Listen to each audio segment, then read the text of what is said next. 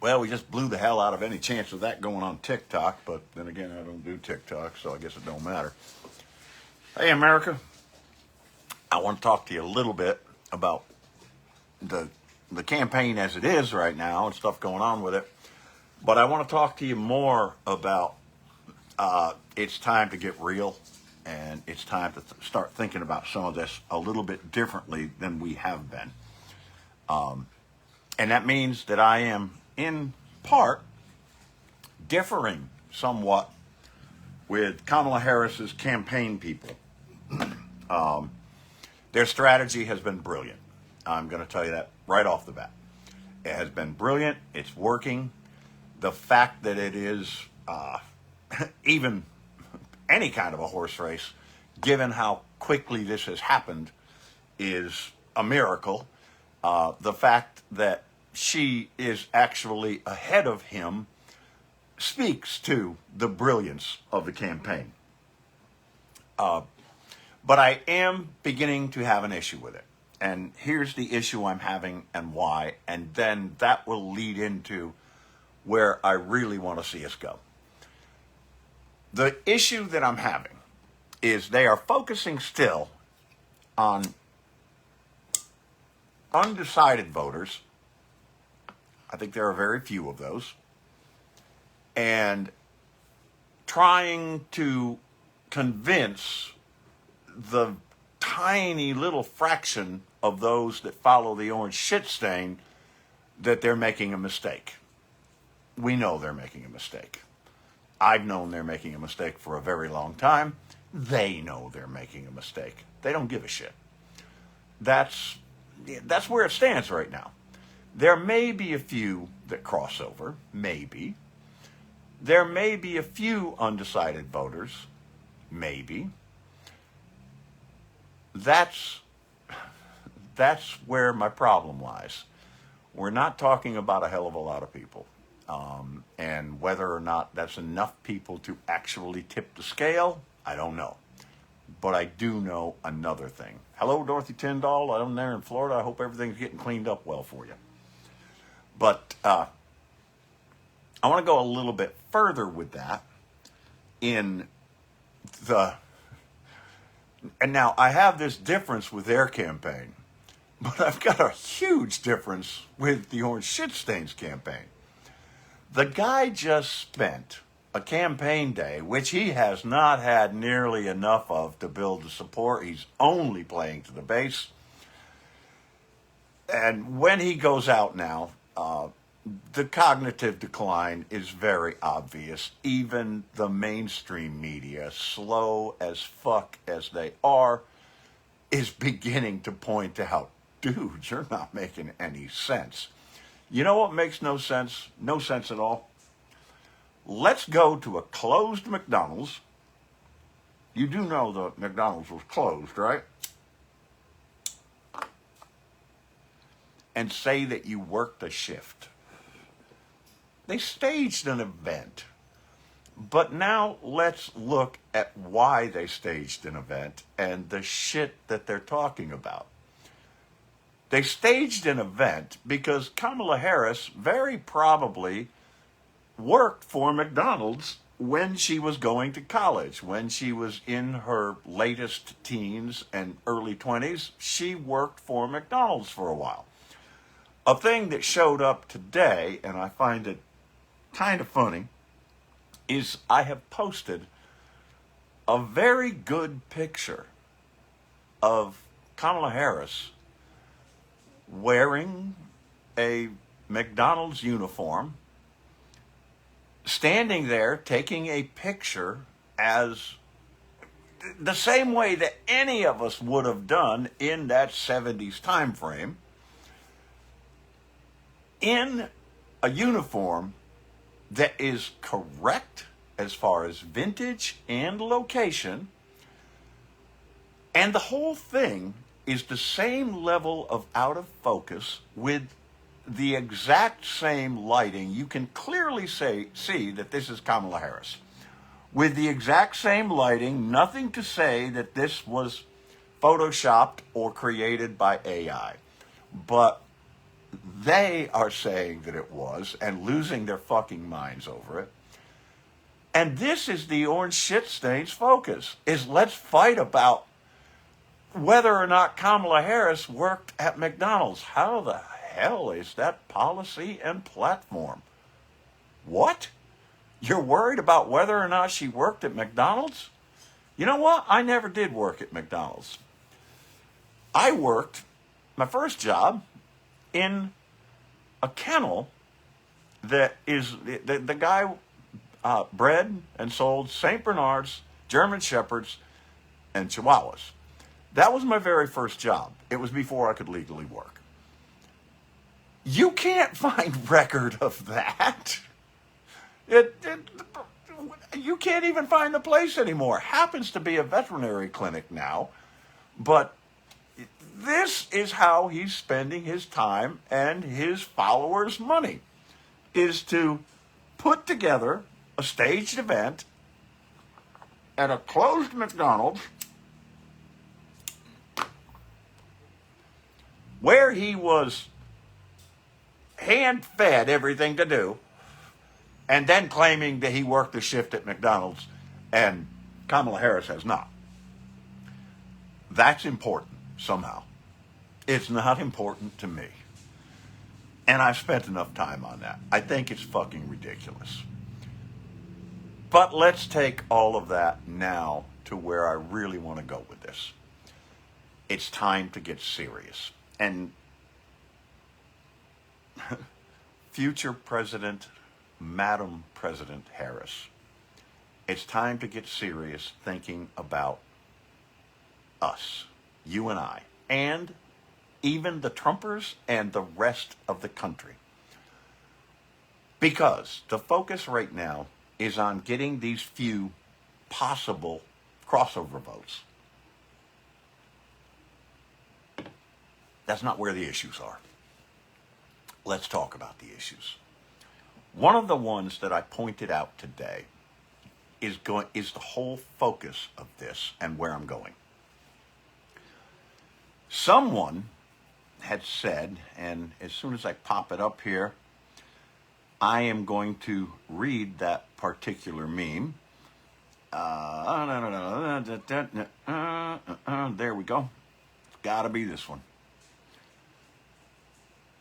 There's not actually money being spent to wipe away student loans. A student has $20,000 college debt and has paid $250 a month for 10 years. They have paid $30,000, but still have an outstanding balance of $15,000 on the school loans due to the way the loans are written.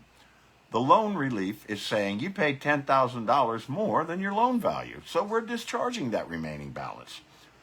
The loaner of the money already received their loan amount plus interest, and by the way, pretty damn good interest. And 18-year-old borrowers are ill-prepared to understand the long-term ramifications of these high-interest loans. Better to forgive the remaining balance and allow their spending to help the economy like we did with banks. All right, everybody, that's the premise. And that's what we need to be focusing on. And here's the how and why. This is ridiculous.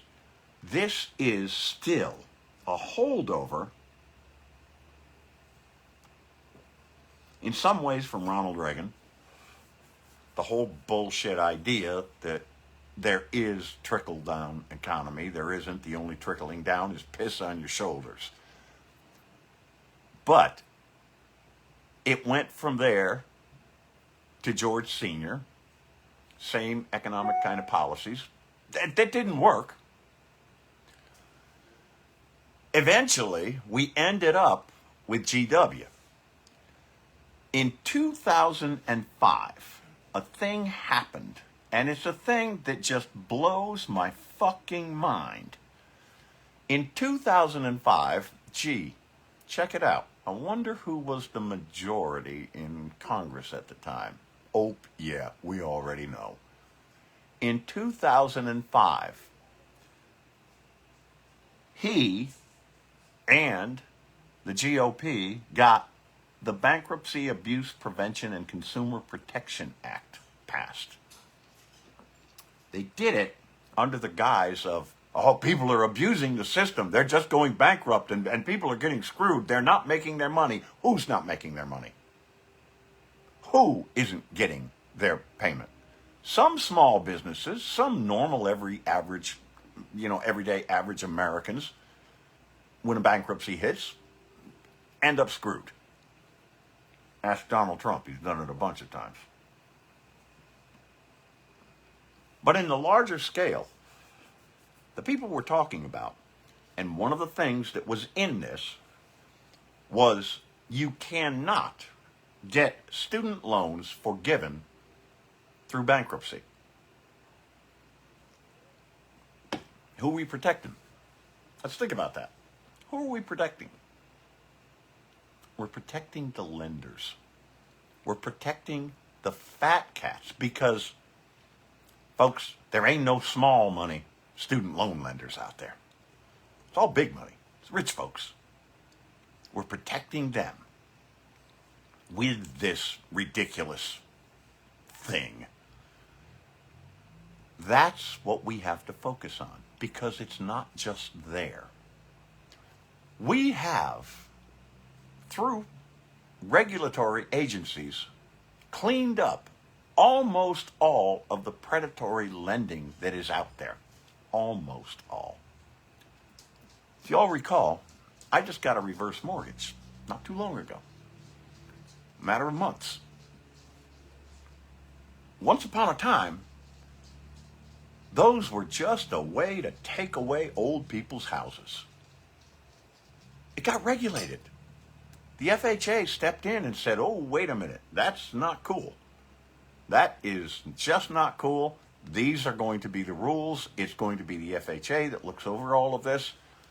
And they have cleaned up, and they are now a pretty damn decent proposition for folks like my wife and I. Regulation that worked. Now let's look at the GOP. Let's look at the regulations. And that's the thing that Trump brags about. I called him Trump. God damn it. Here's to you guys. Let's look at what the orange shit stain has said time and again. He promised to deregulate. And he did. It's one of the few promises he kept. Who did it benefit? It benefited his rich friends. You know that as well as I do. It didn't benefit you and I. He wants to do away with FEMA. He wants to do away with the EPA. He wants to do away with education as far as it being federally regulated. He does. He wants to do away with the education department. Why is that?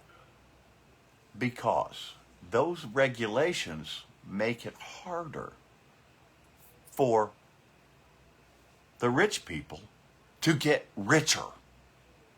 That's what it's all about. All of that deregulation bullshit is about to make his rich cronies richer. Think about that for a moment. Is that what's important to you? Is having some rich guy who's got $10 billion be able to hang on to $10 billion and not have to pay taxes? Or turn it into $15 billion because, oh, wait a minute now, I don't have to follow all of those safety guidelines. I don't have to follow all of those rules that make it so that I can't fleece the American public. That's what this is all about.